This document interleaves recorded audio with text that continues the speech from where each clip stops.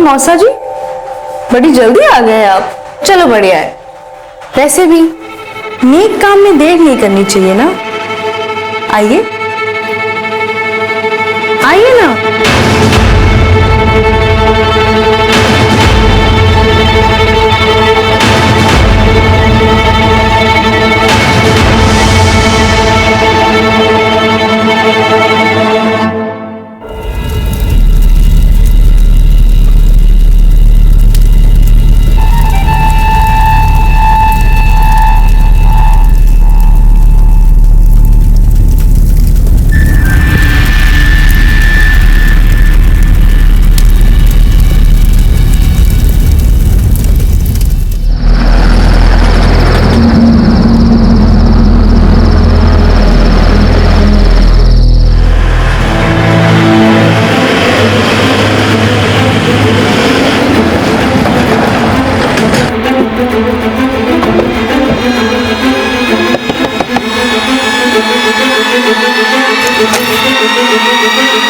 जी बोलिए।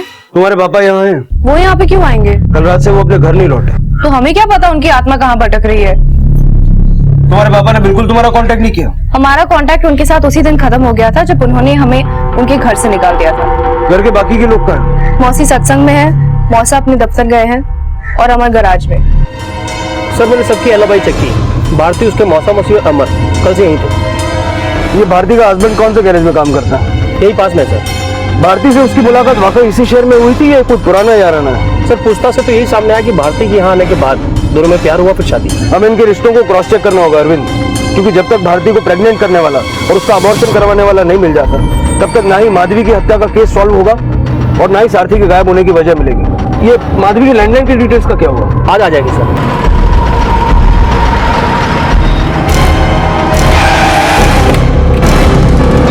तुम भारती के पिता के बारे में वाकई कुछ नहीं जानते? देखिए, ना ही हम उनसे कभी मिले हैं और ना ही कभी मिलना चाहते हैं, ताकि उन्हें भारती को घर से बेइज्जत करके निकाल दिए थे। भारती के अतीत के बारे में क्या जानते हो? सर देखिए, हम भारती का वर्तमान और हमको उसके अतीत से कोई मतलब नहीं। भारती के पहले बॉयफ्रेंड के बारे में तो जानते होंगे, और उसके अबॉर्शन के बारे में? भारती हमको सब कुछ बता दी थी और हम उससे बहुत प्यार करते हैं, और सब कुछ जानने के बाद ही हम उससे शादी की। जब सब कुछ जानते हो तो भारती के बॉयफ्रेंड का नाम भी जानते होगे? नहीं, हम नहीं जानते। क्यों, भारती ने कभी बताया नहीं? सर देखिए, वो भारती की जिंदगी का काला अतीत है, और कभी हमारे साथ उसका सामना हो जाए ना तो हम उसका वहीं खून कर देंगे। सर इसीलिए वो हमको कभी उसका नाम नहीं बताया। सच्चाई जब सामने नहीं आ पाती है तो वो रहस्य बन जाती है, और रहस्यों को लगातार जानने की कोशिश कभी कभी कई भ्रांतियां भी पैदा कर देती है। भारती को गर्भवती बनाने वाला शख्स कौन था? क्या वो भारती को धोखा देने वाला कोई प्रेमी था या फिर कोई अपराधी जिसने भारती के साथ बलात्कार किया था? इस बात को लेकर पुलिस के मन में फिलहाल कई सवाल थे, लेकिन उस शख्स का खुलासा होना इस केस की एक अहम कड़ी था, जिसका पता लगाने में पुलिस अभी तक कामयाब नहीं हो पाई थी, और ना ही यह पता लग पाया था कि माधवी की हत्या के बाद उसके पति सारथी के साथ क्या हुआ था।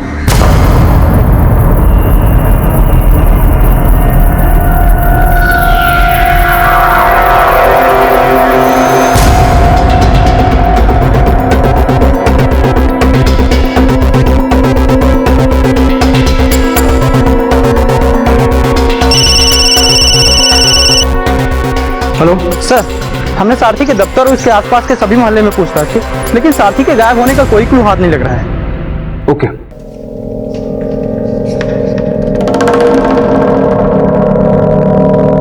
मौसा जी,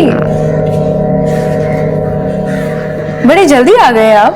क्या हुआ, थके थके से लग रहे हैं? नहीं, कुछ नहीं। बोलो, कुछ चाहिए?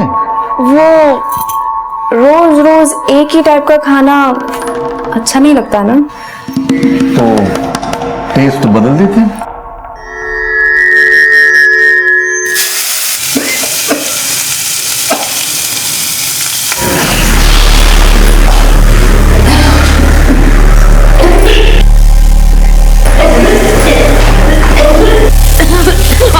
आप खाना बना रहे हैं? अरे हाँ, तू सत्संग गई थी, वो भारती अमर के साथ उनके कमरे में है। अब क्या है, नई नई शादी हुई है उनकी, तो सोचा उन्हें क्यों डिस्टर्ब करे। आपको हो क्या गया है आजकल? तू ये सब छोड़ दे, जा हाथ मुंह धो के आना, 5 मिनट में खाना तैयार हो जाएगा।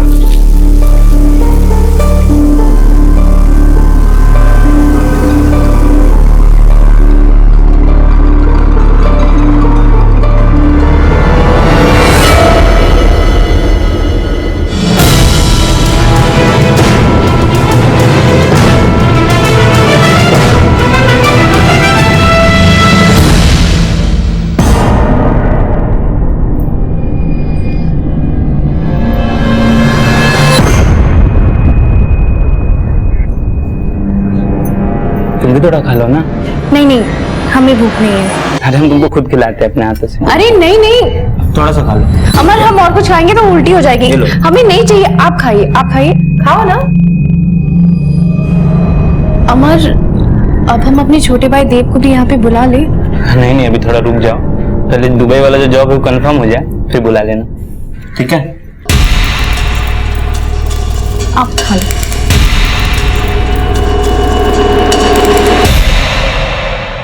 चौबीस घंटे हो गए, पापा अभी तक घर नहीं आए और आप उन्हें ढूंढ भी नहीं रहे। तुम अगर हमारी मदद कर सको तो हमें उन्हें ढूंढने में आसानी होगी। कैसी मदद? अच्छे से सोच के बताओ, तुम्हारे पापा कहाँ जा सकते हैं? आप ये सवाल हमसे कितनी बार पूछेंगे? हमने आपसे कहा ना, वो हम पे गुस्से में चिल्लाए और घर से निकल गए, बस इसके अलावा हमें कुछ नहीं पता। ठीक है, कुछ भी पता चलेगा तो हम इन्फॉर्म कर देंगे। आप सब पुलिस वाले ऐसे ही बोलते हैं। चल।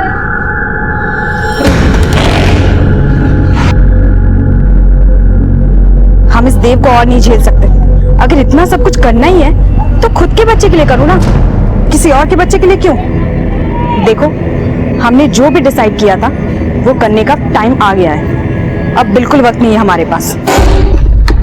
सर, कहीं ऐसा तो नहीं कि सारथी ने अपनी बीवी की हत्या की हो और बार बार हमारे शक करने की वजह से भाग गया? अरविंद, ऐसा भी तो हो सकता है कि किलर सारथी को गायब करके हमें गुमराह करना चाहता हो, और ये भारती के बॉयफ्रेंड का भी कुछ पता नहीं चल रहा। इस रहस्य को सुलझाने के लिए उसका मिलना बेहद जरूरी है। सर, ये माधवी के लैंडलाइन नंबर की कॉल डिटेल्स।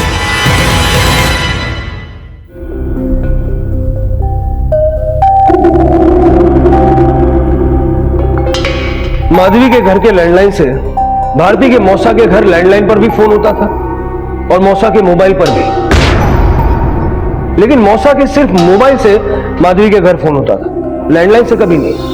और भारती का यह कहना है कि वो अपने माँ या बाप किसी के कांटेक्ट में नहीं है।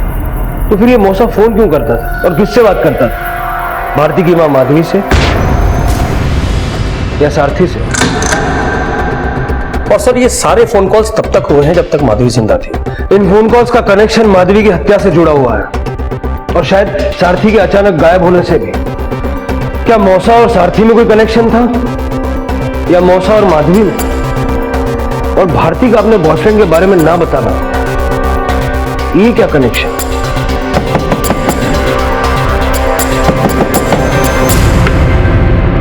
हमें आपसे पूछताछ करनी है। हमें जो कहना था हम कह चुके हैं, अब आप इनसे क्या जानना चाहते हैं? वही राज जो आप हमसे छिपा रही। भारती के यहां आने के बाद आप उसके घर पे फोन करते थे, किससे बात करते थे? मौसा जी, अब आप सारे राज खोल ही दीजिए। जी, वो हम भारती की माँ से बात करते थे। किस सिलसिले में? देखिए, हम तो नौकरी पेशे वाले आदमी हैं, आमदनी कम है हमारी, तो जब से भारती यहाँ रहने के लिए आई है तो उसका कपड़ा लत्ता, खाना पीना, ये सारा बोझ जो है हम पे भारी पड़ रहा था। इसलिए हम कभी कभार भारती की माँ से पैसे उधार लिया करते थे। भारती की माँ वैसे दिल की बड़ी अच्छी थी, वो अपनी मर्जी से जितना पैसा देती थी उतना हम ले लेते थे। हमने पैसों के लिए कभी उसके ऊपर दबाव नहीं डाला, ना तो कभी उसे ब्लैकमेल किया। हाँ, बिल्कुल सही कह रहे हैं हमारे मौसा जी, इन्होंने तो हमें बेटी की तरह माना है, ये ब्लैकमेल क्यों करेंगे? हाँ, और माधवी जो हमें पैसे देती थी उसके बारे में सारथी को पता नहीं था। मतलब माधवी ने हमसे कहा था कि जो पैसे वो हमें दे रही है उसके बारे में सारथी को कभी पता ना चले।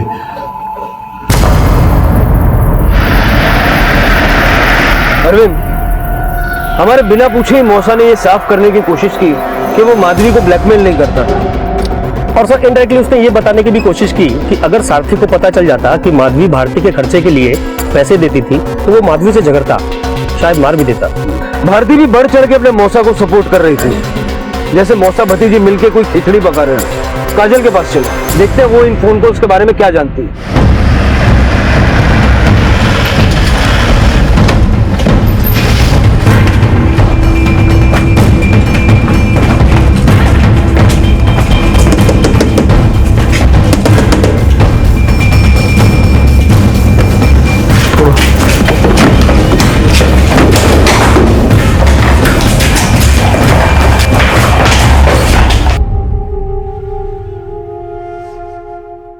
हमें भूख लगी थी, पेन ऊपर रखी थी, लेकिन हमें जेल नहीं जाना।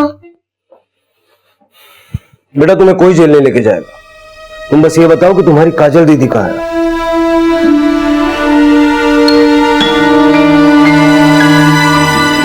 काजल अपना सामान गहने पैसे सब लेकर भागी है। पता करो कहाँ गई है और किसके साथ। सब। दीदी की फोन पे बस स्टॉप आने के लिए बोल रही थी। हम तुम्हें बस अड्डे पर मिलते हैं, तुम टिकट लेके रेडी रहना। बेटा काजल दीदी ने किसको फोन किया था? वो तो हमें नहीं पता।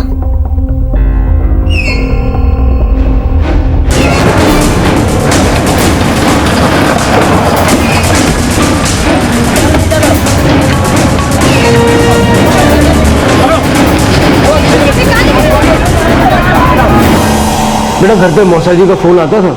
हाँ आता था। और कौन उनसे बात करता था, माँ या पिताजी? माँ।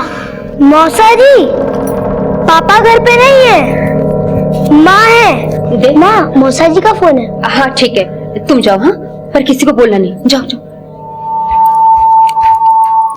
हेलो। उस दिन के बाद माँ हमें कभी फोन उठाने नहीं देती थी। बेटा तुम्हारे मौसा जी तुम्हारी माँ से मिलने भी आते थे? हाँ आते थे, और माँ भी उनसे मिलने जाती थी।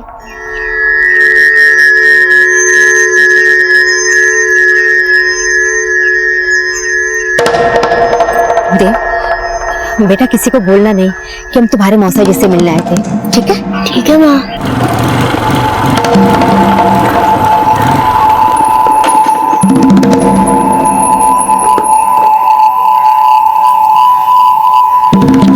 भारती कैसी है? ठीक है, इतने से पैसे में तेरी बेटी को पाले हैं, जितने मांगे थे उतने पूरे चाहिए, वरना आज क्या तेरी बेटी को घर से बाहर कर देते हैं। आप ऐसा मत कीजिए, अगले हफ्ते हम ज्यादा पैसे देंगे। बेटा जब अगली बार माँ मिली तो मौसा ने क्या बोला? उसके बाद माँ हमें अपने साथ कभी लेके नहीं गई। दीदी कहाँ भाग रही थी?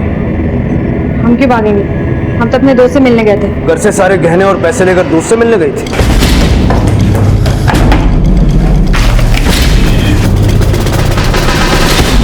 कहीं अपनी माँ की तरह तूने अपने बाप को भी तो नहीं मार डाला? हमने किसी को नहीं मारा, हम तंग आ गए थे इस जिंदगी से, इसलिए घर छोड़ के जा रहे थे हमेशा हमेशा के लिए। कौन है वो लड़का? उदय नाम है हमारा और हम काजल से प्यार करते हैं। कहीं ये वही लड़का तो नहीं जिसने भारती को भी अपने प्यार के जाल में फंसाया था? उदय सिर्फ हमारा है, भारती को तो वो जानता तक नहीं। हम सच कह रहे हैं साहब, भारती का हमने सिर्फ नाम सुना है, हम उससे कभी मिले नहीं। आप प्लीज भारती का नाम उदय के साथ मत जोड़ो, भारती किसी और ही लड़के के चक्कर में थी और उदय हमारी लाइफ में हमारा रिश्ता टूटने के बाद आया। हाँ साहब, काजल और हम कुछ दिन पहले ही मिले थे, हम दोनों शादी करना चाहते हैं। तुमने अपने माँ बाप को इस लड़के के बारे में बताया था? नहीं, और हम उन्हें बताते भी नहीं। हमने तो उदय के साथ पहले ही भागने का प्लान कर लिया था, वो तो हमारी माँ को किसी ने मार दिया।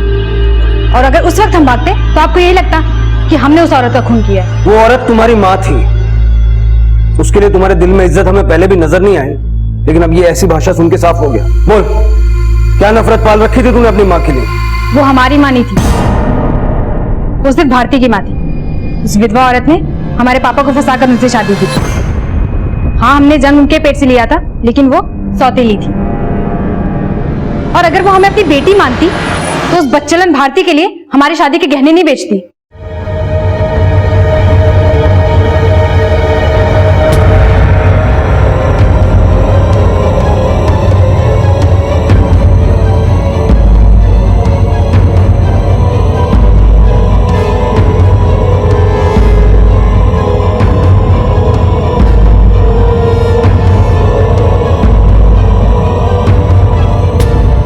जब हमने इस बारे में पापा को बताया तो उसने खुद का बोला कि वो हमारे गहने बेचकर भारती के पास पैसे भिजवा रही थी। फिर इन दोनों के बीच में मारपीट हुई? उस वक्त पापा ने हमें कमरे से बाहर जाने के लिए कहा और थोड़ी देर बाद हमने सुना कि वो औरत अपनी गलती मानने के बजाय उल्टा हमारे पापा पर ही चिल्ला रही थी।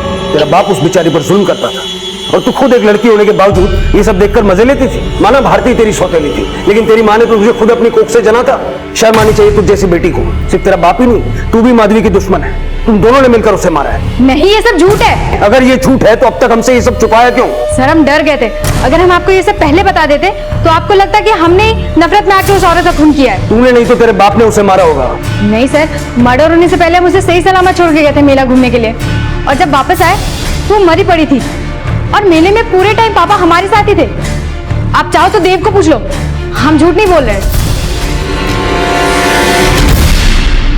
सच को छिपाने वालों के झूठ जब सामने आते हैं तो उनकी भूमिका पर सवालिया निशान खड़े हो जाना स्वाभाविक है। यह तो साफ था कि भारती को घर से निकाल देना एक बाप के सौतेले रवैये का ही नतीजा था और अपनी बेटी के साथ हुई ज्यादती की खिलाफत करके माधवी भी काजल के अशिष्टाचार और सारथी के अत्याचार का शिकार बनी थी। सारथी ने माधवी के साथ क्या ज्यादतियां की होंगी ये काजल से ज्यादा भारती ही जानती होगी, लेकिन उसने तो पुलिस के सामने अपने पिता के खिलाफ एक शब्द भी नहीं बोला था। सारथी के खिलाफ चुप्पी साध देना क्या भारती की उन कड़वाहटों को भुलाने की एक कोशिश थी या फिर वो भी सच छुपाकर किसी झूठ का साथ दे रही थी? सारथी का अचानक गायब होना माधवी हत्याकांड का वो राज था जिसका खुलासा इस केस को और भी सनसनीखेज बना देने वाला था। सर कहीं ऐसा तो नहीं कि सारथी ने किसी को हायर किया हो माधवी का मर्डर करने के लिए और हमें गुमराह करने के लिए उसने मेले में काजल और देव के साथ अपनी एलाबाई बना ली? कहीं वो उदय तो नहीं जिसके साथ काजल भाग रही थी? इस उदय और काजल को रिमांड पे लो, ओवलवाओ सच क्या है और साथी को ढूंढने में तेजी बढ़ाओ। सर 2 दिन में पूरा शहर छान मारा, ना ही उसे किसी ने कहीं जाते हुए देखा है और ना ही इसके कहीं छुपे होने का क्लू हाथ लगा। अरविंद, जो तस्वीर सारथी की बनती हुई नजर आ रही है उससे ये लगता है कि वो एक नंबर का शराबी और लिच्चड़ आदमी था। ऐसे लोग अक्सर वेश्याखानों पर भी जाया करते हैं। उसको आम शहरियों में ढूंढने की बजाय ऐसे अड्डों पे ढूंढना चाहिए जहां जाने की उसकी फितरत नजर आ रही है।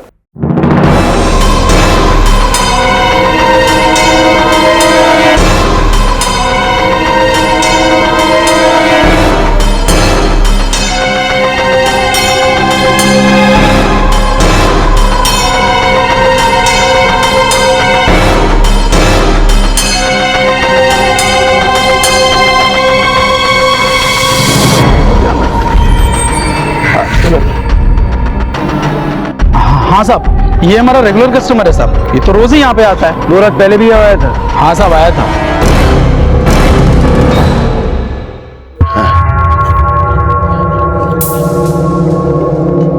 क्या हुआ सेठ, चेहरा क्यों उतरा है तुम्हारा? हमारी बीवी मर गई है आज, उसी फूंक क्या है अभी? अरे उसके अरमानों को फूंक के तो तुम रोज इधर आते हो, उसमें नया क्या है? डॉली कहाँ है? बुलाओ। डॉली को बुखार है, आज तुम कोई और ले जाओ।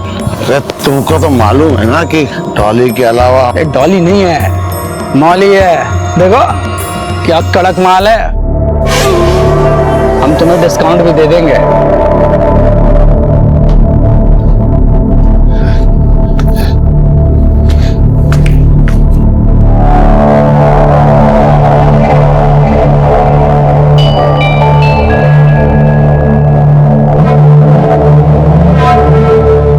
फिर वो चला गया साहब। कहाँ गया? घर ही गया होगा। वो यहाँ आता कैसे था? मेरा मतलब स्कूटर, साइकिल, ऑटो। साहब वो चलकर ही यहाँ आता था, वो चलकर ही जाता था साहब। सर यहाँ से 2 किलोमीटर दूर एक बस स्टॉप है। 2 किलोमीटर? सारथी बस स्टॉप तक पैदल जाता था। सर सारथी दारू पिया हुआ था, हाईवे, एक्सीडेंट के चांसेस भी हो सकते हैं सर।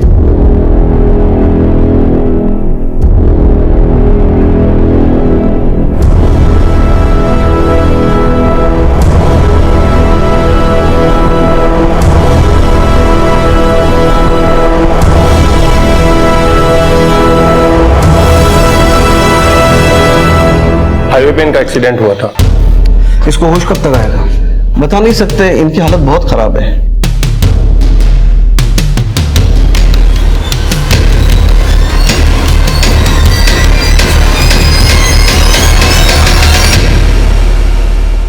कहते हैं खराब मछली पूरे तालाब को गंदा कर देती है और सारथी का चरित्र इसका जीता जागता उदाहरण बन के सामने आने वाला था।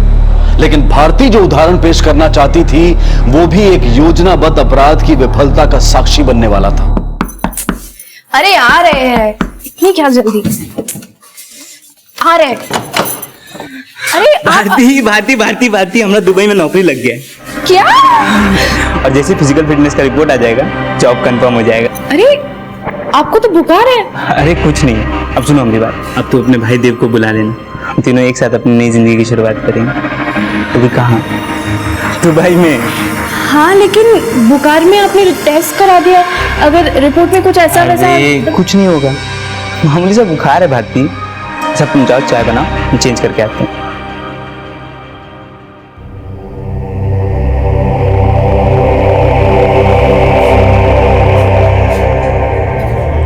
मौसा जी,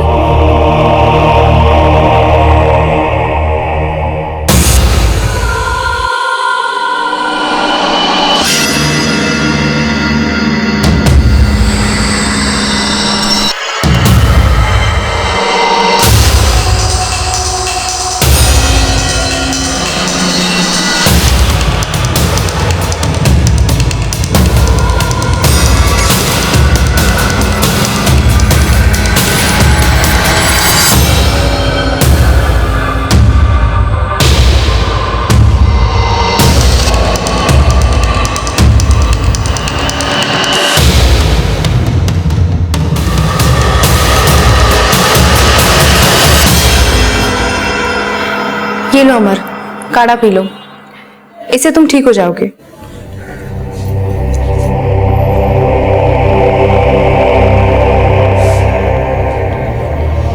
एक बात कहें तुमको, तुम्हारा ये काढ़ा ना गले से नहीं उतरता है। जिद मत करो अमर, चुपचाप पी लो। पियो पियो, चलो खत्म कर लो। अरे सुनो तो, तुमको लगता है कि काढ़ा पी के हम ठीक हो जाएंगे? हमको तो लगता है कि और बीमार पड़ जाएंगे। अरे अरे गुस्सा काहे हो रही हो? मजाक कर रहे थे खाली। देखो तो पी रहे हैं, देखो।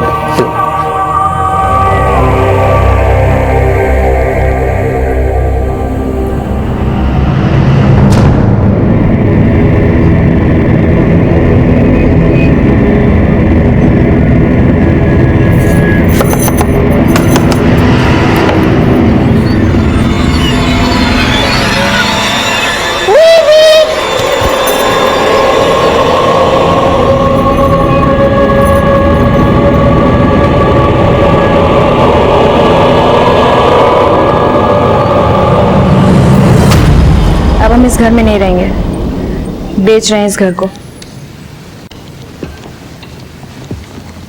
ये देव का बैग है। अगर तुम सोच रहे हो कि हम इस घर में तुम्हें हिस्सा देंगे तो ये ख्याल अपने दिमाग से निकाल देना।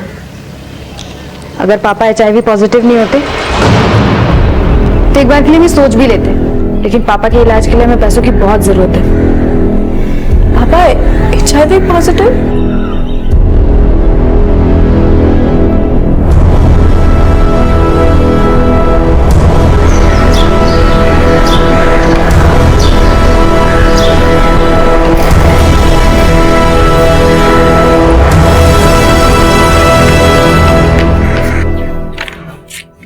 अभी के अभी निकल जाओ मेरे घर से। तुम दोनों को तो एक मिनट के लिए बर्दाश्त नहीं कर सकते हमारे घर में। और कान खोल के सुन लो, ये घर है हमारा, कोई वैशालय नहीं है। क्या बोला तू? हमें वैसे बुलाता है? हमें वैसे बुलाता है? तू क्या है? हाँ? बता तू क्या है? ये लड़की क्या बकवास कर रही है तू? इस लड़के को एड्स है, हमें अच्छे से पता है कि तूने क्या क्या गुल खिलाए हैं। तेरी पत्नी ने क्या क्या गुल खिलाई वो तुझे नहीं पता?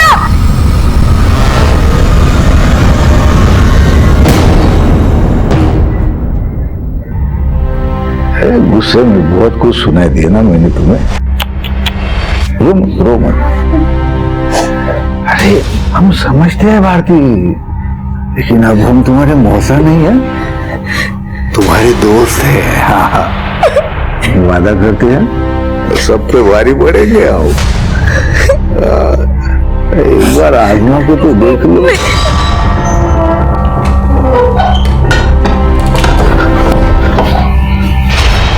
अरे तुम जल्दी आ गई? अरे वो हम चंदे के लिए पैसे लेना भूल गए। जाओ ले लो।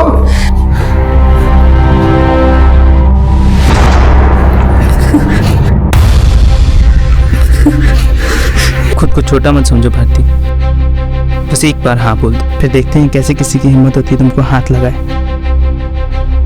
तुम हमारा प्लान सुनो। कैसा प्लान?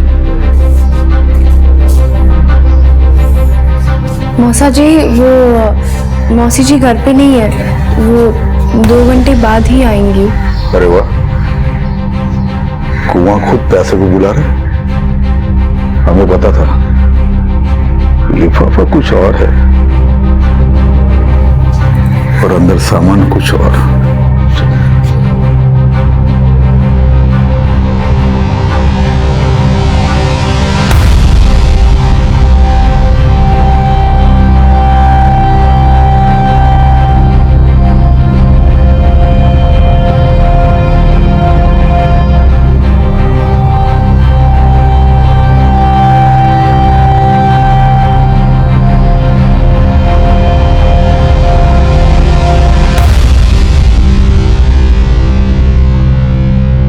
तो बताइए मौसा जी, आप हमारी और भारती की शादी में बाधा डालना बंद करेंगे कि हम ये सारा फोटो दिखा दें मौसी जी को? ना बेटा, कर ले, भारती से शादी कर ले। तो जब आप मान ही गए हैं तो अपनी भतीजी को शगुन भी दे दीजिए। शगुन? शगुन? अरे वही आपके घर का दूसरा वाला कमरा।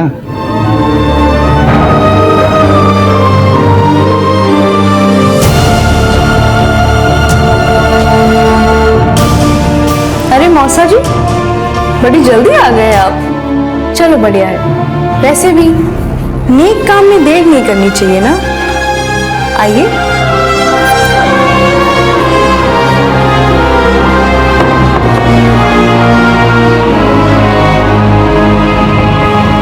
मौसा जी,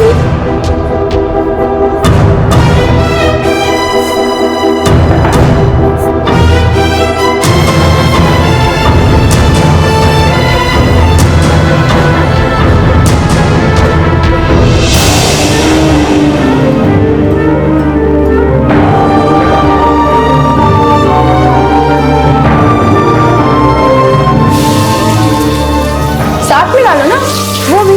चलो चलो, हम नहीं करेंगे। तो हम सबको ये दिखा दे। करो करो करो। हम मानते हैं कि हमने तुझे ब्लैकमेल किया था, लेकिन उस रात जो तू हमारे साथ करने वाला था वो क्या था? हमें नशा बुलाता है। अब बता अपनी बीवी को, बता ना।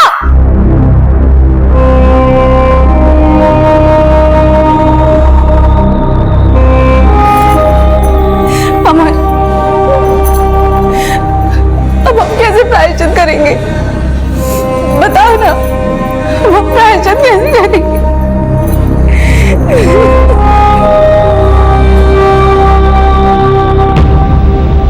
भारती, अमर, तुम दोनों को हमारे साथ पुलिस स्टेशन चलना पड़ेगा।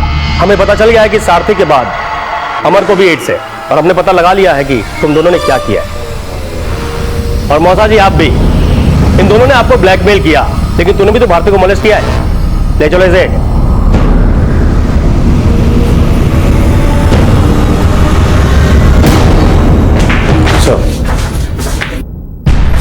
माफ करना अमर, इनको बहुत कुछ पहले ही पता चल गया था, इसलिए हमको सब कुछ बताना पड़ा। झूठ मत बोल। बोल, अमर शादी वाले दिन कहाँ गया था? ठीक है, ये पहन लो। यार हमको कोई पहचान लेगा तो हम कुछ ही करेंगे। डरो मत, कुछ नहीं होगा।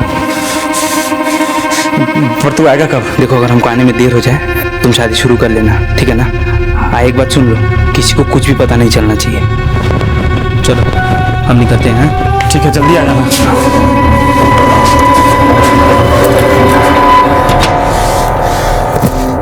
तो तू वहां से माधवी को मारने के लिए निकला? नहीं सर, हम माधवी के पति सारथी को मारना चाहते थे।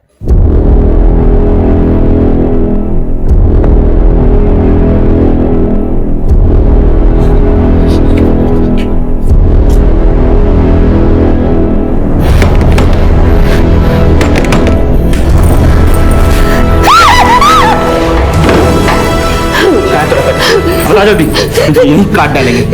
देखो, हम यहाँ तुमको मारने के लिए नहीं आए, उस कमीना को मारने के लिए आए। पता कहाँ है?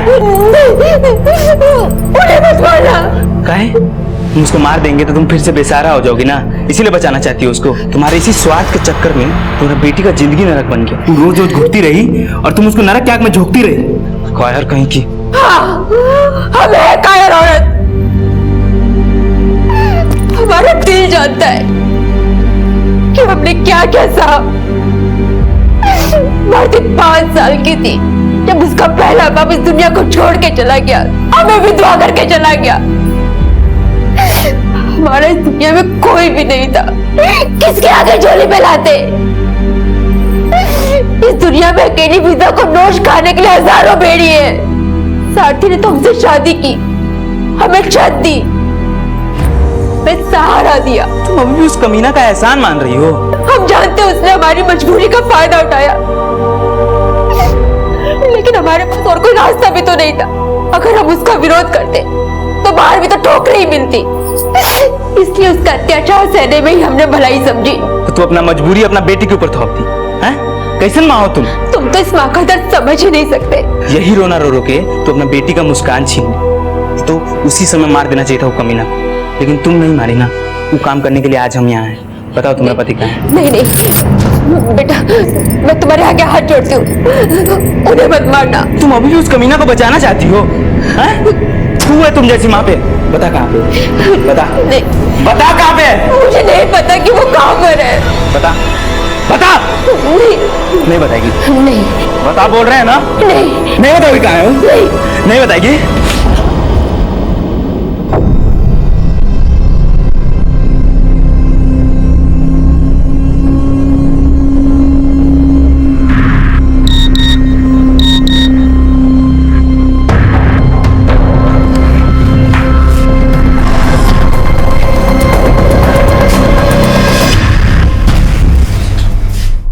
सर हम उनको मारना नहीं चाहते थे, वो एक हादसा था, लेकिन हम सारथी को जरूर मारना चाहते थे, काहे कि वो अपनी भारती को बहुत तकलीफ दिया था। हम उसको मारने का कोशिश भी की, लेकिन पता नहीं कमीना किस मिट्टी का बना था, बच गए।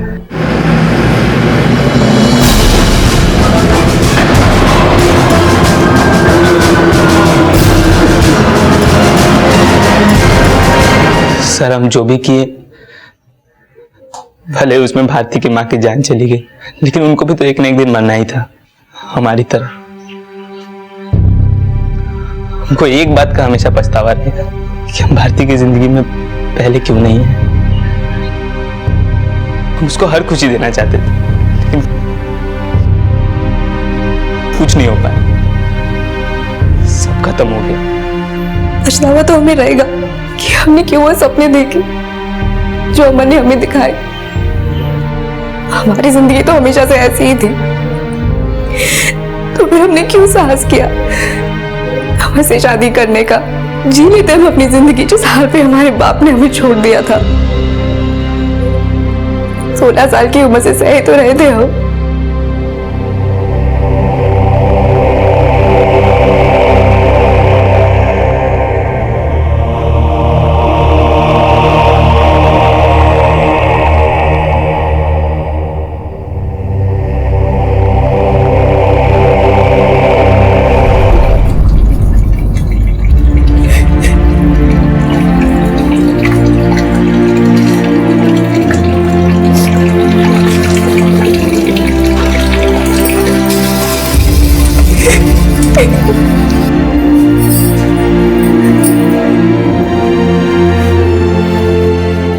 रोती रहोगी? हम जैसी औरतों के ना आंसू की कोई कीमत होती है ना शरीर की। अरे गनीमत समझ, उसने समाज में हमें इज्जत दे रखी है। अगर वो नहीं होता ना तो आज हम बाजार में होते। शायद वो जानता था कि वो HIV पॉजिटिव है, लेकिन फिर भी उसने ना ही हमारी माँ को छोड़ा और ना ही हमें। और हमारी बदनसीबी तो ये है कि उसकी दी हुई निशानी ने अमर को। भारती, तुमने जो सहा, मैं उस पर कोई टिप्पणी नहीं दे सकता, लेकिन मैं ये महसूस कर सकता हूँ कि तुमने न जाने क्या क्या सहा होगा उस वक्त। अगर तुम या तुम्हारी माँ अगर हमारे पास आने का साहस करते तो आज तुम्हें ऐसे पछताना नहीं पड़ता। तुम्हारे बाप और मौसा ने जो तुम्हारे साथ किया वो अपराध माफी के काबिल नहीं है, लेकिन तुमने और अमर ने जो रास्ता चुना वो भी गलत था।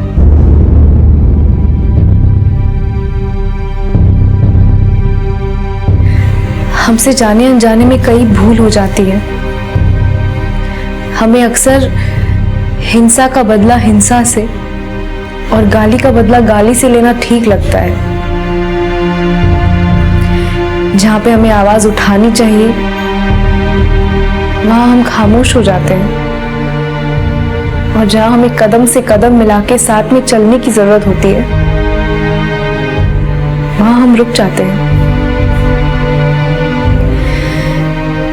हम मानते हैं कि गलतियां करना इंसान की आदत होती है,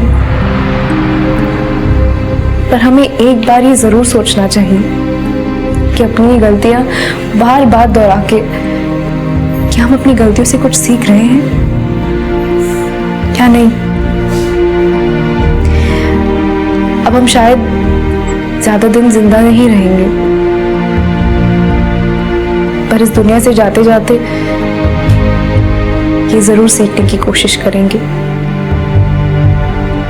कुछ भूलों का परिणाम इतना दुखद होता है जो जनाजा उठने तक भी इंसान का साथ नहीं छोड़ती।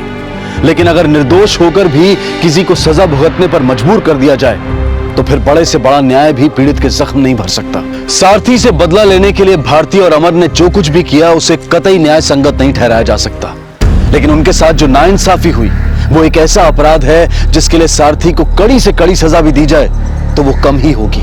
अब मैं अनूप सोनी आपसे विदा लेता हूं, फिर मुलाकात होगी अगले एपिसोड में एक और चौंका देने वाले केस के साथ। तब तक अपना और अपने परिवार का ख्याल रखें और देखते रहें क्राइम पेट्रोल डायल 100। सबक एक को सीख हम सबको। जय हिंद। इसी जमाने में अपराध अखबारों के अंदरूनी पन्नों तक ही सीमित था, लेकिन आज समाचार की दुनिया अपराध की घिनौनी खबरों से सुर्ख पड़ी है, फिर वो चाहे टीवी हो या अखबार। तेज रफ्तार जिंदगी, बढ़ता कंज्यूमरिज्म और गिरती नैतिकता इसका मुख्य कारण है। और कहीं एक आम अपराधी के मन में यह बात भी घर कर गई है कि वो अपराध करके बेखौफ घूम सकता है, कानून की नजरों से बच सकता है। लेकिन ऐसा कभी नहीं होता, जुर्म कभी नहीं छुपता। देर से ही सही अपराध और अपराधी सामने आ ही जाते हैं। आज की ये कहानी एक हैरान कर देने वाला वाकया है जो गुनाह की कई परतों के नीचे छुपा हुआ था। ये देखो, अरे सूरज सिर पे चढ़ गया है और आप अभी तक अखबार पढ़ रहे हैं। एक काम कहा था ना आपको। रुको जरा, अखबार पढ़ने दो। घर का अखबार पढ़ लिया हो तो पड़ोसियों से लाके दूसरे अखबार भी पढ़ लीजिए। अरे एक ही काम कहा था, सब्जी ले आओ। घर में सब्जी नहीं है, रात की तैयारी कैसे करूंगी? सब्जी ले आया हूँ, किचन में रखी है। देखो, तुम्हारे हाथ में तो दी थी। मेरे हाथ में? हाँ। अच्छा ठीक है, उठिए तो सही। दिवाली का दिन है, कितने सारे काम करने। अब चलिए इसको बंद करिए। अरे माँ, कब से नीचे ढूंढ रहा हूँ, आप लोग यहाँ बैठे हुए हो। चलिए माँ, मैं चलता हूँ, कॉलेज के लिए लेट हो रहा है। आज दिवाली का दिन है, छुट्टी है। आज कौन सा कॉलेज खुला है? माँ आप चलिए मेरे साथ नीचे। अरे कहाँ लिए जा रहा है मुझे? अरे माँ आप आइए तो, मेरी प्यारी माँ। आप इतना परेशान मत हुआ करें, सारे काम हो जाएंगे। आप बैठिए।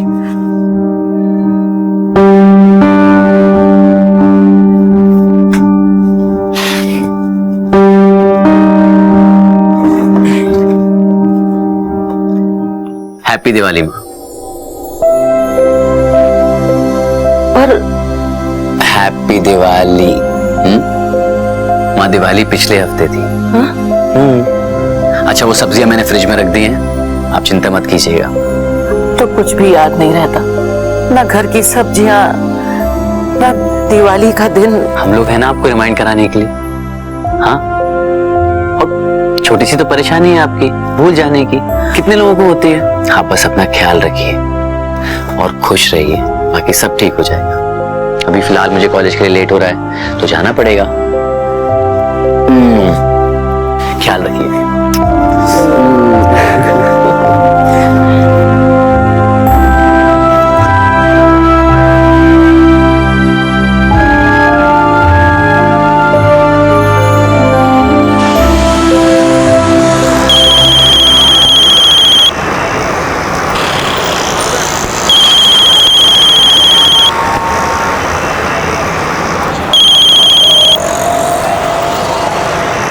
हाँ बोलो।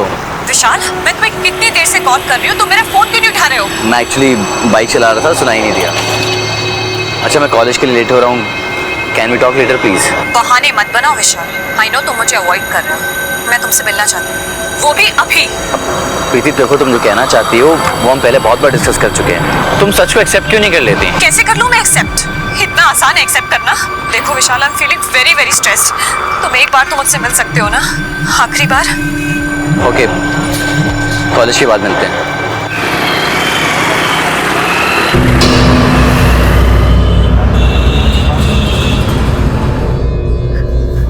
सुनिए। हाँ बोलो। अरे मैंने कहा सुनिए। अरे बोलो ना, क्या बात है? रात के 10:30 बज रहे हैं, विशाल अभी तक घर नहीं आया। अरे बाबा आ जाएगा, ये जरूरी काम में फंस गया होगा। वो इतनी देर तक कभी बाहर नहीं रहता, और अगर रहता भी है तो मुझे कॉल करके बताता है। किसी दोस्त का गया होगा, वही पढ़ रहा होगा साथ में। कॉल कर रही हूँ, उसका फोन भी तो बंद आ रहा है। तो बैटरी खत्म हो गई होगी। और आपको ना किसी बात की चिंता नहीं होती, मैं यहाँ चिंता में घुली जा रही। देखिए मुझे अच्छी तरीके से याद है, मैंने उसके लिए टिफिन बनाया था, आज वो टिफिन भी नहीं लेकर के गया। अरे बाबा वो टिफिन लेकर के गया है, मैंने देखा था सुबह उसको। आप आइए, मैं दिखाती हूँ आपको, आइए मेरे साथ। चलो आइए दिखाती हूँ। लगा लो, लेके गया है। देखिए ठीक है, मैं कॉल करता हूँ। अरे बताया तो था आपको, कॉल कर रही हूँ, फोन बंद आ रहा है। ओह ठीक है, थोड़ा इंतजार कर लेते हैं, आ जाएगा, तुम घबराओ नहीं, आ जाएगा। हाँ आओ, आ जाओ।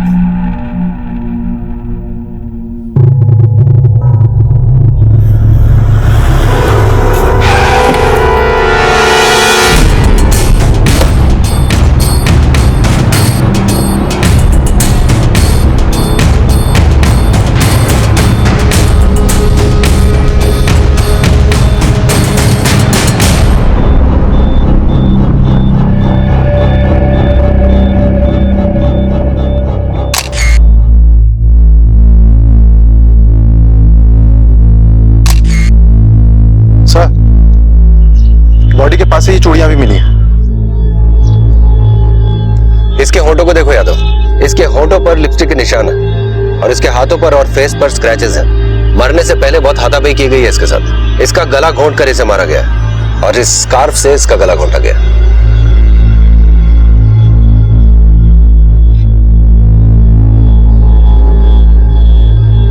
अपने इतने साल के करियर में ऐसा कई बार देखा है कि किसी लड़की ने किसी लड़के को मार दिया हो, पर जिस अग्रेसिवनेस से इसे मारा गया ऐसा बहुत कम देखने को मिलता है। सर हो सकता है कि इसने किसी लड़की का रेप करने की कोशिश की हो, या ये भी हो सकता है कि किसी लड़की ने कुछ लड़कों की मदद से इसे मार दिया।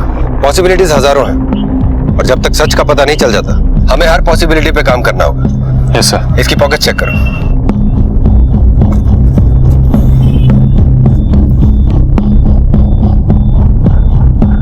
सर ये रही इसकी आईडी। विशाल सिंह, इसके घर वालों को पुलिस स्टेशन में बुला। Okay sir.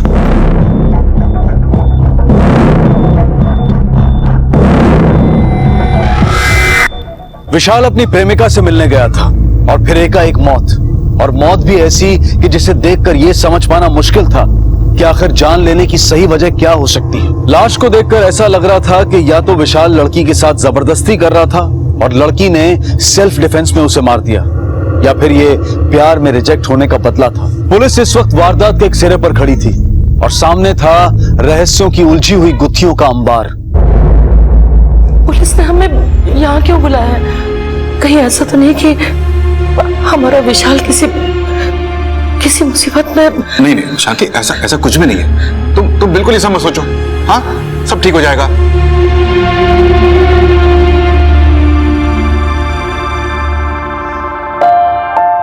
यादव, इन्हें तुम ही इन्फॉर्म कर दो। Okay sir. देखिए आज हमें एक लड़के की बॉडी मिली है। उस बॉडी का चेहरा आपके बेटे के आईडी से मैच करता है।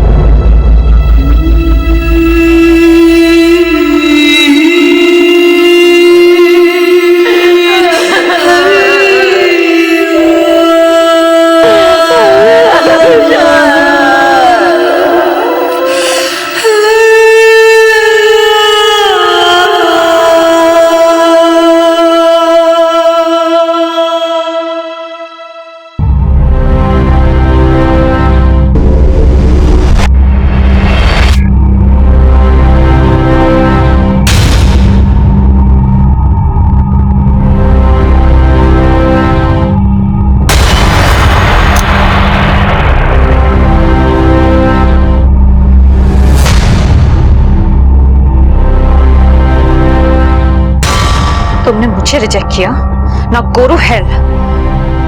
आई डोंट नीड यू एनीमोर।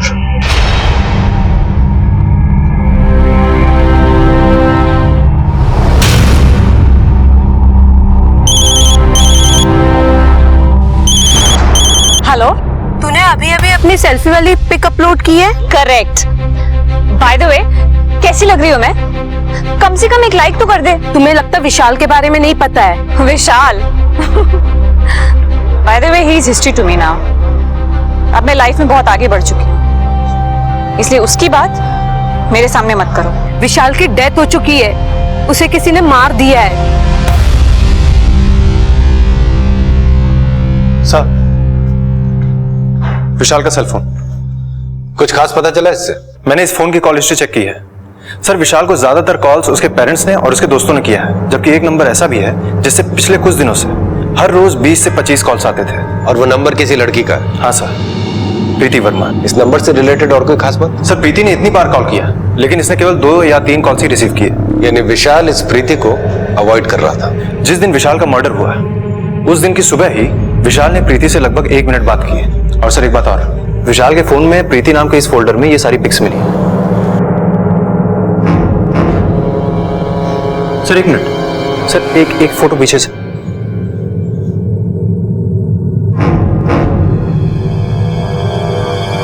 ये तो वही स्कार्फ है जिससे विशाल को स्ट्रैंगुलेट किया गया था। जिस दिन विशाल का मर्डर हुआ उस दिन विशाल ने प्रीति का फोन उठाया और उनकी उस दिन बात भी हुई, लेकिन मर्डर के बाद इस नंबर से एक भी कॉल नहीं आया। एड्रेस पता करो इसका। सर हमने प्रीति के नंबर से उसका एड्रेस भी निकाल लिया है। अब आगे की कहानी ये प्रीति ही बताएगी।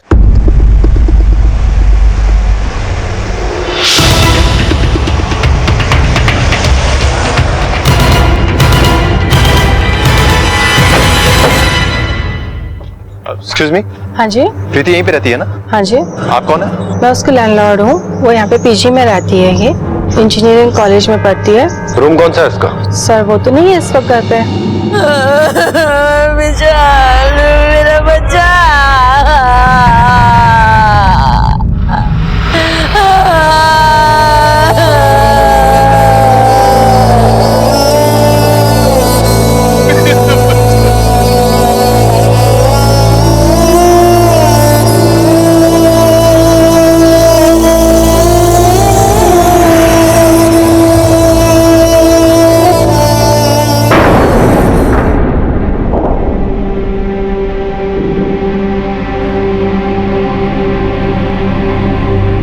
प्रीति,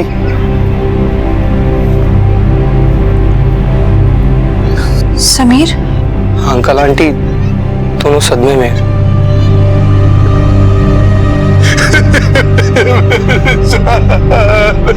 अंकल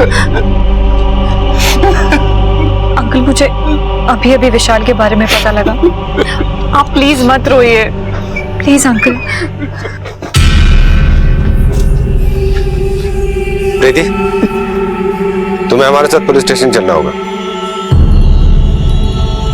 क्यों मारा तुमने विशाल को? क्या हुआ था उस दिन? जी सर, मैंने विशाल को तुमने कैसे मारा? और विशाल को किस करने से पहले तुमने उसका गला घोटा था या बाद में? सर ये आप कैसी बातें कर रहे हैं? सीधा साधा सवाल कर रहा हूं जिसका सीधा साधा जवाब चाहिए। विशाल को तुमने कैसे मारा? मैं विशाल को क्यों मारूंगी?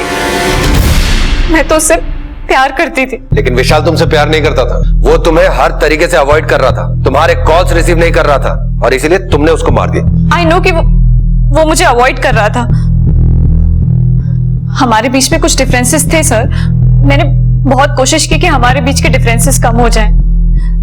इनफैक्ट दिवाली के कुछ दिन पहले मैं उसके घर भी गई थी।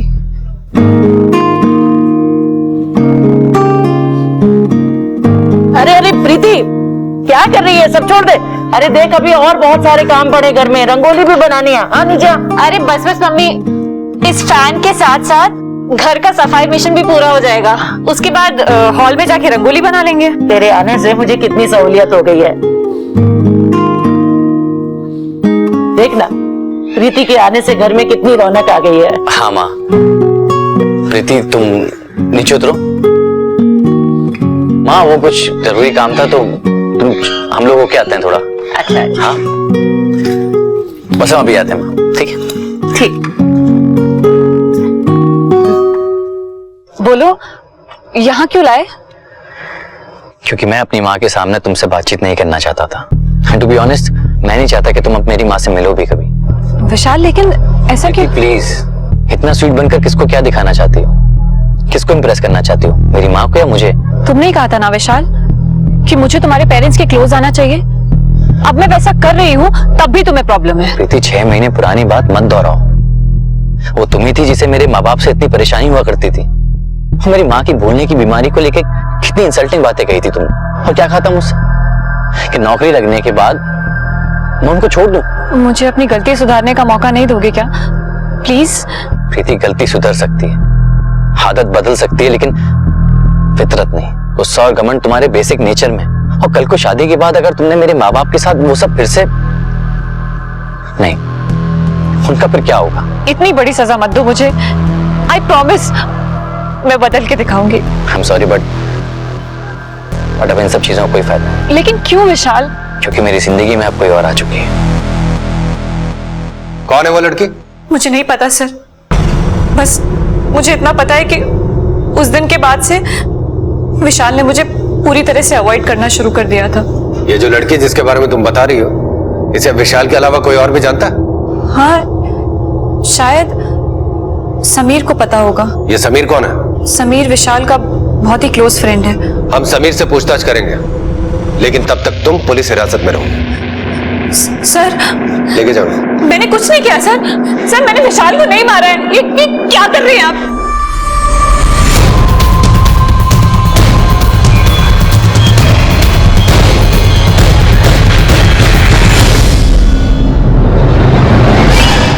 तुम विशाल को कब से जानते हो?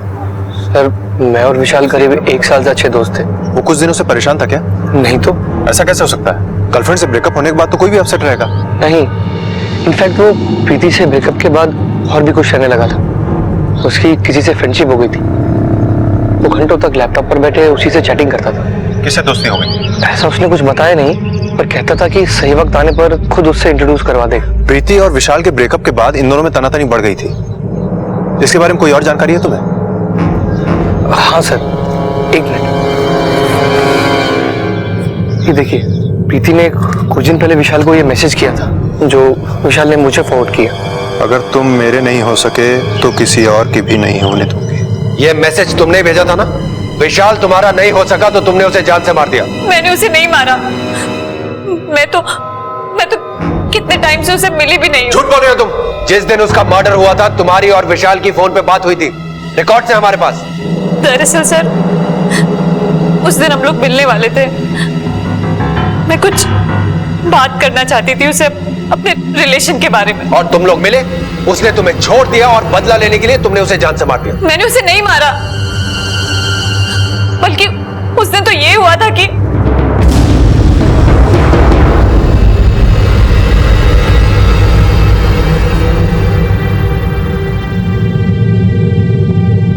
तो जिस दिन विशाल का कत्ल हुआ उस दिन तुम मनवा बांध टेकरी पर उसका इंतजार कर रहे थे। किसी ने तुम्हें देखा होगा वहां पर इंतजार करते हुए?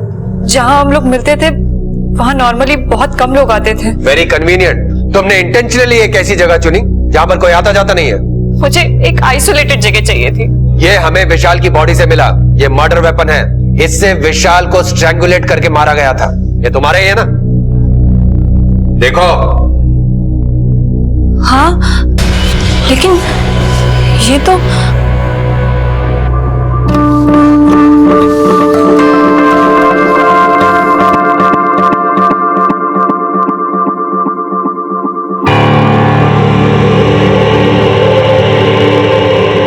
एक मिनट में आती हूँ।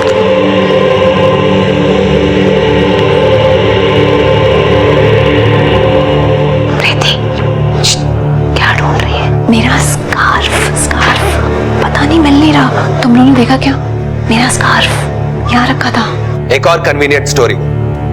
प्रीति, प्रॉब्लम यह है कि मैं चाहकर भी तुम्हारी बातों पर विश्वास नहीं कर सकता। तुम्हारे पास मर्डर करने का मोटिव है। मर्डर लोकेशन पे ना होने का कोई एविडेंस नहीं है। सारे सबूत तुम्हारे खिलाफ है। अब सिर्फ गुनाह कबूल करने की देरी है। तो बताओ, क्यों मारा तुमने विशाल को? Sir, I really loved him a lot. मैं क्यों मारूंगी उसको? अगर मैंने उसे मारा ही होता तो ये स्कार्फ क्यों छोड़ा होता मैंने वहां पे? प्यार, पैशन, मोहब्बत, ये इंसान से बड़े बड़े गुनाह करवाते हैं, लेकिन हर गुनहगार कोई ना कोई गलती जरूर करता है। वही गलती तुम भी कर बैठी प्रीति। पुलिस की नजर में प्रीति हर लिहाज से विशाल की मौत के लिए जिम्मेदार थी। हालात भी उसी की तरफ इशारा कर रहे थे, लेकिन फिर भी प्रीति ने ही विशाल को मारा है, इस बात का कोई भी ठोस सबूत नहीं मिल रहा था। वो भी तब जब ये बात सामने आई कि विशाल की जिंदगी में प्रीति को छोड़ने के बाद भी कोई आया था। कौन था ये व्यक्ति? क्या इस व्यक्ति का विशाल की मौत से कोई संबंध था? जिस स्कार्फ से विशाल का गला घोटा गया था वो प्रीति का ही था, लेकिन प्रीति के अनुसार वो उसी रोज सुबह उस स्कार्फ को खो चुकी थी। इन सभी तथ्यों के पीछे कोई तो था। कौन था वो?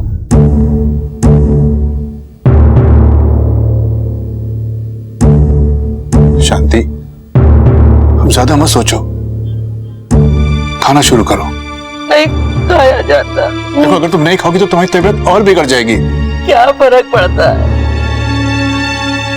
अरे जीने की इच्छा ही किसे है? मेरी जिंदगी मेरे बेटे से थी। जब वो ही नहीं तो मैं किसके लिए जिऊं? शांति, शांति,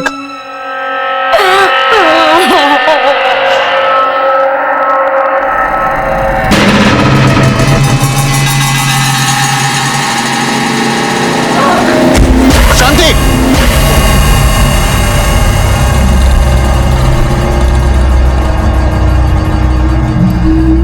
मैंने जो दवाइयां लिख करके दी हैं आपको शांति देवी को रेगुलरली देते रहिए। शांति, आप लेटे रहिए। हाँ, आपको आराम की जरूरत है। हाँ, आराम करो, आराम करो। क्या हुआ था? कुछ नहीं, डॉक्टर साहब कह रहे हैं कि तुम्हें खाली कमजोरी की वजह से चक्कर आ गया था। बस घबराने की कोई बात नहीं, सब ठीक है, बस तुम खाती पीती रहो। अच्छा बाबा ठीक है, सब खा लूंगी, लेकिन सुनो, ये ना चक्कर वाली बात विशाल को मत बताना, नहीं तो बहुत गुस्सा करेगा मेरे ऊपर। सर दूसरी लड़की का नाम शीतल जैन है। मैंने साइबर सेल से विशाल के फ्रेंड्स बुक अकाउंट्स के सारे डिटेल्स निकलवा लिए हैं, और सर इनके बीच के ये सारे कन्वर्सेशन पिछले 2 महीने के अंदर अंदर हुए। कुछ खास पता चला इससे? इन कन्वर्सेशन से साफ पता चल रहा है कि कैसे इनके दोस्ती से प्यार का सफर तय हुआ पिछले 2 महीने में। पहले फॉर्मल से फ्रेंड्स, फ्रेंड से गर्लफ्रेंड, मतलब टिपिकल यंगस्टर्स का रोमांस, नेचुरल प्रोसेस है। और सर इन सारे कन्वर्सेशन में विशाल सिंह ने शीतल जैन से कम 10 बार मिन्नतें की हैं उससे मिलने के लिए, लेकिन शीतल जैन ने हर बार मना किया है। इसका मतलब विशाल इस लड़की से कभी नहीं मिल पाया था। यस सर, इससे तो यही लग रहा है। अब तो इस शीतल जैन से मिलना जरूरी हो गया। एक काम करो सर, इस शीतल जैन के फ्रेंड्स बुक, ईमेल्स और मोबाइल चैट्स सबके कंप्लीट डिटेल्स निकलवाओ। Okay sir. सर ये शीतल जैन का फ्रेंड्स बुक अकाउंट है, ये उसकी कई सारी तस्वीरें भी अपलोड हैं। लेकिन सर मैंने एक बहुत ही इंटरेस्टिंग बात नोटिस की है, इसकी फ्रेंड लिस्ट में एक ही फ्रेंड का नाम है, विशाल सिंह। ये तो बड़ी अजीब बात है। बड़ी अजीब लड़की होगी ये। सर ये अकाउंट और फोटो अलग अलग साइबर कैफे से अपलोड किए गए हैं, इसलिए सर इसका आईपी एड्रेस पता लगाना थोड़ा मुश्किल होगा, फिर भी सर हम कोशिश करेंगे।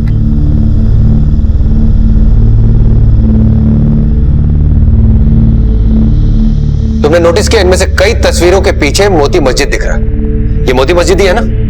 Yes sir. इसका मतलब वो लड़की मोती मस्जिद के आसपास कहीं रहती है। हमारी कोशिश में कोई कमी नहीं रहनी चाहिए। मोती मस्जिद के आसपास के दुकानदारों और वहां पर चलने वाले लोगों को वो फोटो दिखाओ। इतना तो कंफर्म्ड है कि शीतल वहीं कहीं रहती है, उसे ढूंढने में हमें मुश्किल नहीं होनी चाहिए। Okay sir.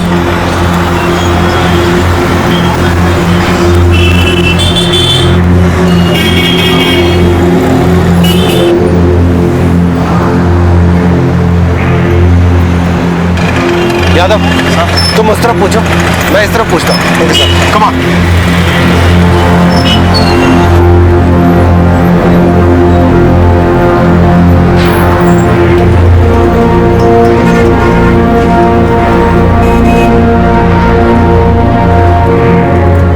इस लड़की को कहीं देखा है?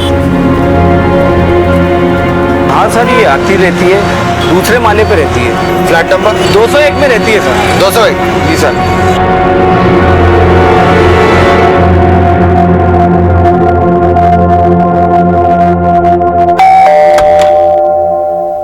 शीतल जैन? शीतल जैन? ये फोटो तुम्हारी है? जी हाँ, लेकिन आपको कहाँ से मिली? तुमसे एक मर्डर केस के बारे में कुछ पूछताछ करनी है। पूछताछ? कैसी पूछताछ? ये देखिए, ये आप ही की तस्वीर है ना, जो यही ली गई है, जिसके बैकग्राउंड में मोती मस्जिद दिखता है? हाँ, लेकिन मैं आपसे कितनी दफा कह चुकी हूँ मेरा नाम शीतल जैन नहीं है, मेरा नाम गौरी है, गौरी पाठक।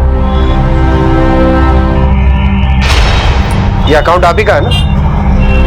ये अकाउंट मेरा है ही नहीं, मैंने ऐसा अकाउंट कभी ओपन किया ही नहीं है। और विशाल नाम के लड़के से आपकी ये लंबी लंबी कन्वर्सेशन, ये प्यार भरे मैसेजेस जो आपके इस विशाल नाम के लड़के से हुए हैं। लेकिन आप मेरी बात का यकीन कीजिए, मैं किसी विशाल नाम के लड़के को नहीं जानती हूँ, और मैं भला इससे चैटिंग क्यों करूंगी? I am happily married. मेरे हस्बैंड अभी कुछ ऑफिस के काम से बाहर गए, तो जैसे आएंगे आप उनसे पूछ सकते हैं। ये देखिए, ये है मेरा आईडी प्रूफ, और ये है मेरा ओरिजिनल फ्रेंड्स बुक अकाउंट, जिसमें 884 फ्रेंड्स हैं, आप देख सकते हैं।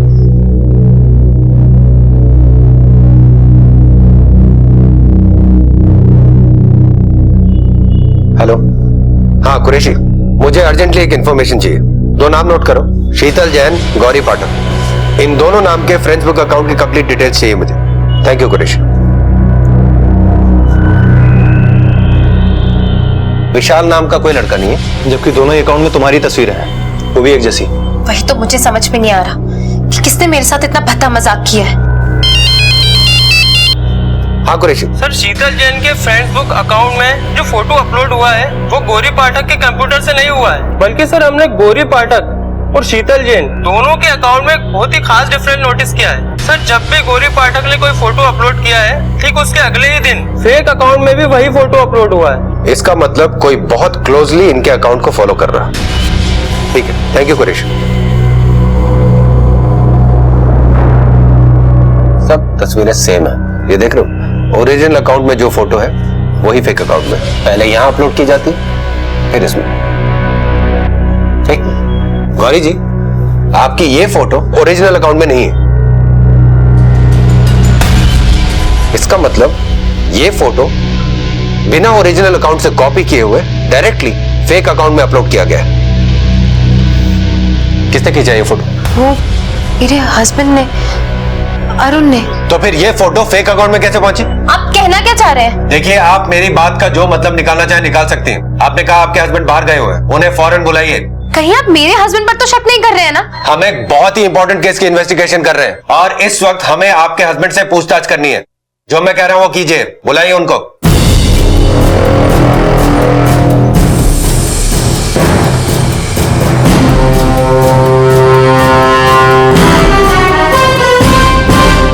हेलो,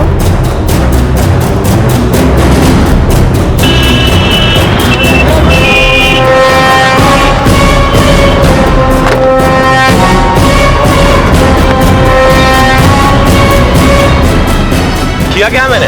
अरुण पाठक तुम ही हो ना? हाँ, गौरी पाठक के हस्बैंड। तुम्हें मेरे साथ पुलिस स्टेशन चलना होगा। प्रीति की जांच पड़ताल के बाद पुलिस को किसी शीतल जैन का सुराग मिला, उसकी तस्वीरें मिली, विशाल के साथ उसकी लंबी बातचीत का ब्यौरा मिला।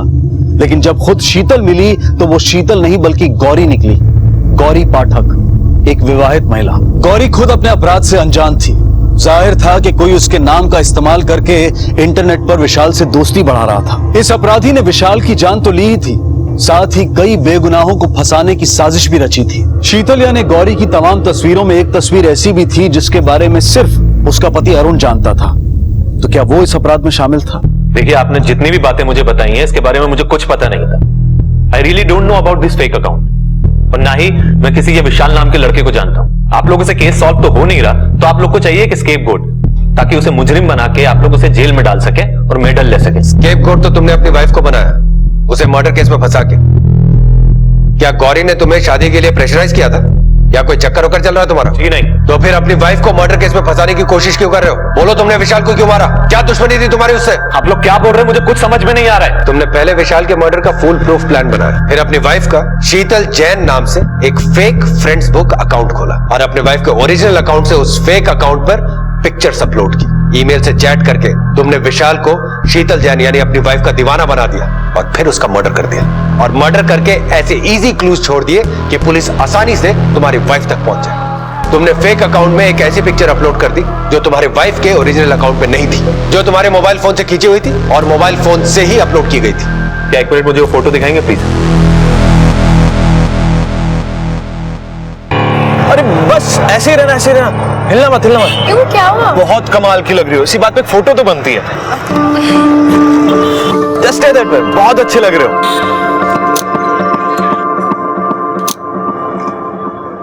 अब मुझे याद है, ये पिक तो मैंने ही ली थी। और फिर गलती से तुमने उसे फेक अकाउंट में डाल दिया, यही बात है ना? या कोई और कहानी बनाने की सोच रहे हो? जी नहीं, ऐसी कोई बात नहीं है। मुझे याद है उन दिनों मेरा फोन खराब था, तो मैं सोनू का फोन यूज कर रहा था। ये तस्वीर मैंने उसी के फोन से ली थी। ये सोनू कौन है? तो इस सोनू ने गौरी के ओरिजिनल फ्रेंड्सबुक अकाउंट से फोटो कॉपी की और उन्हें शीतल जैन नाम के फेक अकाउंट में अपलोड किया। विशाल गौरी की इस फेक अकाउंट वाले फोटोग्राफ्स को देखकर उससे प्यार करने लग जाता है। वो ये नहीं जानता था कि जिससे वो प्यार कर रहा है वो शीतल जैन नहीं, गौरी, और गौरी इन सब बातों से अनजान। सर, उम्मीद करता हूँ कि इस बार हम लोग सही दिशा में आगे बढ़ रहे हैं। इस केस में शक सिर्फ एक से दूसरे की तरफ जा रहा है। इन्वेस्टिगेशन सिर्फ दौड़ रही है, कहीं पहुंच नहीं रही है। सर, पहले हम सोनू से मिलते हैं। क्या पता सोनू फिर से कोई नया सस्पेक्ट सामने ले आए।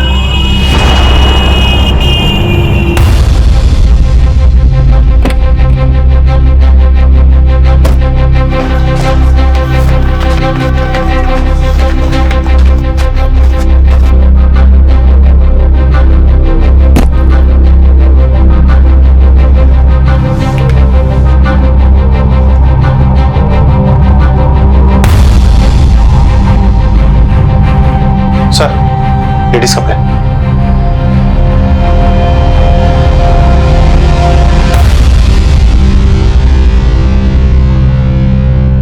वो लड़की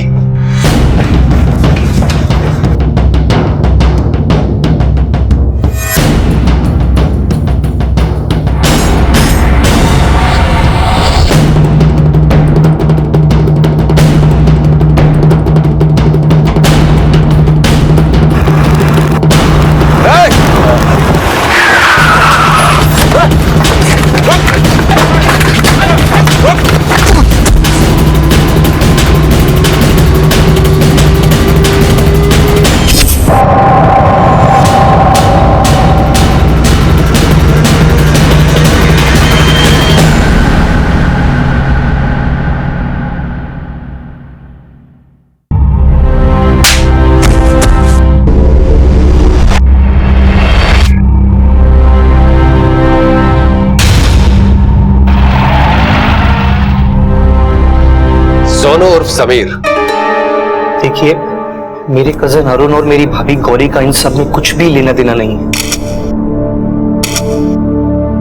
प्लीज आप उन्हें कुछ मत करिएगा। लीगल एडवाइस देने के लिए नहीं बुलाया तेरे को यहाँ पर। जो पूछा जा रहा है उसका सही से जवाब दे।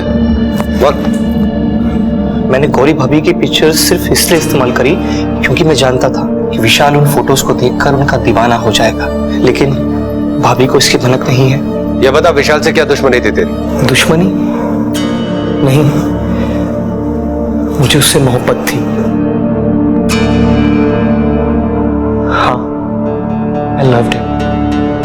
कहने को तो मैं दुनिया के लिए लड़का हूं, लड़कों जैसा दिखता हूँ, लड़कों जैसा बोलता हूँ, लेकिन मेरे अंदर एक लड़की की आत्मा बसती है, और इस लड़की की जिंदगी में आने वाला पहला लड़का था विशाल।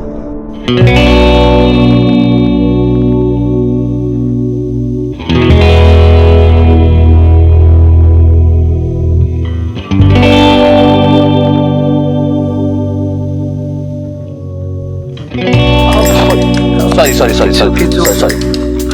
No problem. हाय समीर।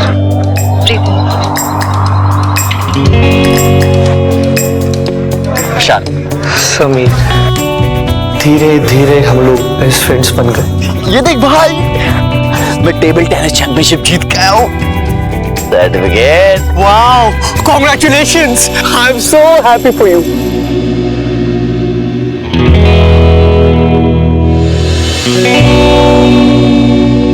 मैं चाहकर भी विशाल के सामने अपनी फीलिंग्स एक्सप्रेस नहीं कर पाया। बस मन ही मन समीर बनकर कई सपने बुनते रहा। उसे पाने के लिए पहले प्रीति को उसकी जिंदगी से निकालना जरूरी था। मैं जानता था कि प्रीति विशाल के पेरेंट्स को पसंद नहीं करती, और उन दोनों के बीच में विशाल की मां की बीमारी को लेकर कई लड़ाई झगड़े लगे रहते। मैंने इसी चीज का फायदा उठाया, और वहीं से मैंने विशाल के दिमाग को पॉल्यूट करने की शुरुआत करी।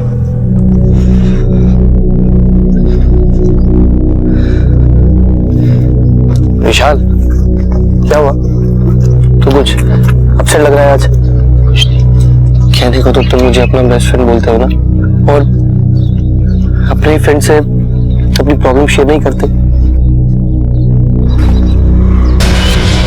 अच्छा, जरूर प्रीति ने तुमसे झगड़ा किया होगा। हाँ विशाल, एक बात कहूं तुमसे, प्रीति ना तुम्हारे लायक बिल्कुल भी नहीं है। हाँ, she is so arrogant and insensitive.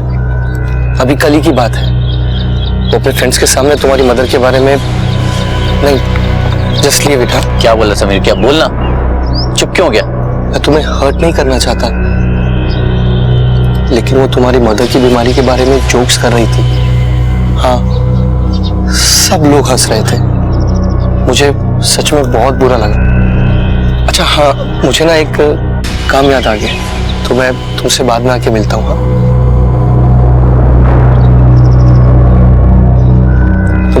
तुम ध्यान रखो अपना।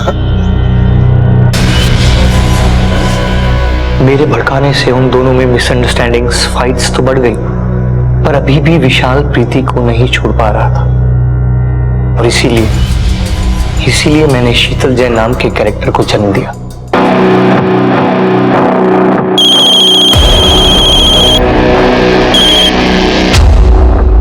हेलो हेलो शीतल, मैंने इसलिए फोन किया था कि मैं आज प्रीति से आखिरी बार मिलने जा रहा हूँ। नहीं, तुम्हें प्रीति से नहीं मिलना चाहिए।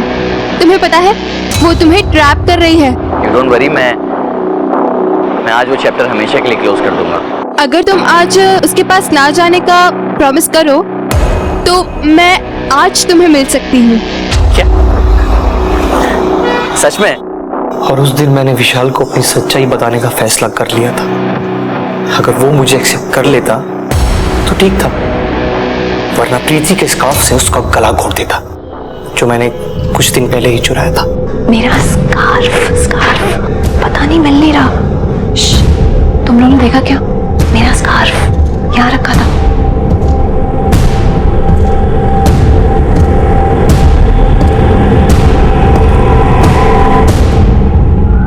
प्लानिंग तो बहुत अच्छी थी तुम्हारी, लेकिन फुल प्रूफ नहीं थी। प्लान और नो प्लान, विशाल या तो मेरा होता या फिर किसी का भी नहीं।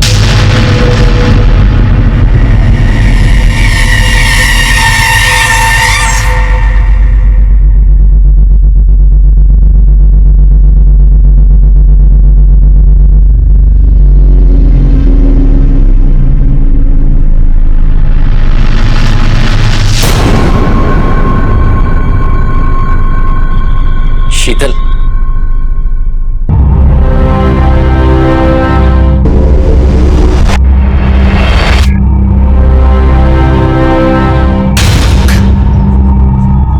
ये क्या है? विशाल, मैं ही शीतल हूँ। क्या? तू पागल हो गया? जाकर चेंज कर गया? विशाल, तुम इस तरह रिएक्ट क्यों कर रहे हो? मतलब समीर, तूने इतना बड़ा झूठ बोला? Shit man. Vishal please listen to me. Vishal, Vishal I really love you. मैंने जब से तुम्हें देखा है ना, मैं तुमसे प्यार करने लगी।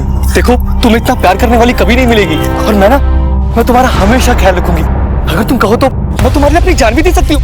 ये क्या फालतू बात कर रहा है? विशाल, विशाल अगर तुम चाहो तो मैं तुम्हारे लिए अपना सेक्स भी करवा लूंगी। हाँ, हम लोग ना एक हैप्पी कपल की तरह रहेंगे। हाँ, we will live happily after together. Please Vishal, मेरे प्यार को अपना लो विशाल, प्लीज। विशाल पागल हो गया क्या? Shit man, finishing you are. अरे शादी तो बहुत दूर की बात है, तुम जैसे घिनौने इंसान की शक्ल तक देखना नहीं चाहता मैं, ना इस जन्म में ना किसी और जन्म में। सिक, बात नहीं करना अच्छा मुझसे।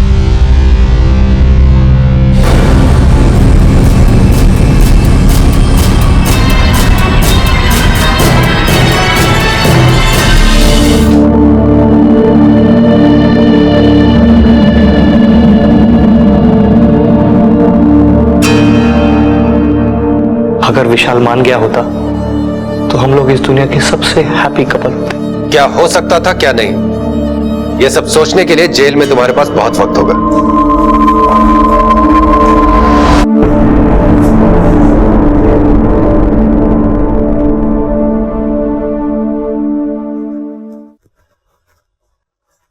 सुनिए जी। हाँ, मैं क्या कह रही हूँ कि आजकल ना मुझे पता नहीं क्यों कुछ अजीब सा लग रहा है। क्यों? ऐसा लगता है जैसे मैंने विशाल को पता नहीं कब से नहीं देखा। एक तो वो घर में भी नहीं दिखाई देता ना आजकल। तुम बैठो बैठो। पहले आज सुबह तुमने विशाल से कितनी सारी बातें की थी। हाँ, तुमने उसका टिफिन तैयार किया था और फिर जाते जाते तुम्हारा आशीर्वाद लेके भी गया था। अच्छा, सच में?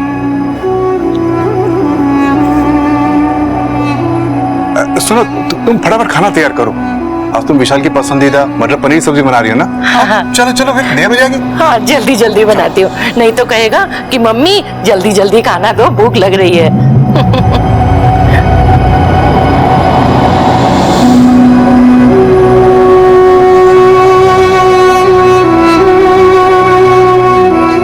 समीर को विशाल से प्यार हो गया जायज है, लेकिन विशाल ने इसे स्वीकार नहीं किया, ये उसका हक है।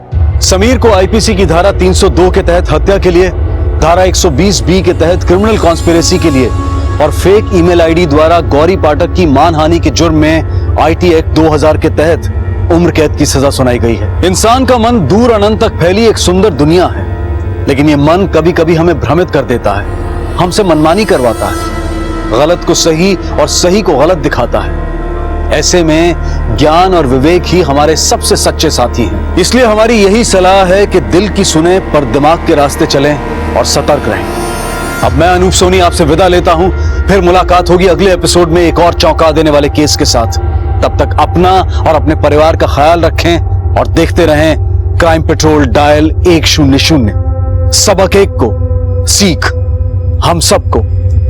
जय हिंद।